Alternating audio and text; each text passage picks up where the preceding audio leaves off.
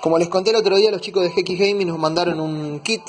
Mostramos un poquito de lo que era el mouse Scorpion de la serie M6. Y acá tenemos el teclado, el K20 de la línea Scorpion. Teclado que no es mecánico, pero es un teclado de entrada para gamers. Y ahora vamos a ver qué hay adentro de la caja. Bueno, acá está el teclado. No creo que traiga mucho. Teclado, ahí está. Y un manualcito con la info y las características. Y acá atrás en la caja hay un par de especificaciones más. ¿Ves? No tiene luces RGB. Como están acá, ajustables. Se pueden sacar las teclas. Tiene anti-ghosting. Teclas multimedia. Un poquito del teclado. Está bastante bueno. Por no ser mecánico, va muy bien. Este equipo ya está disponible para conseguirlo en Argentina. Y en unos días les cuento todo en una review en Overcluster.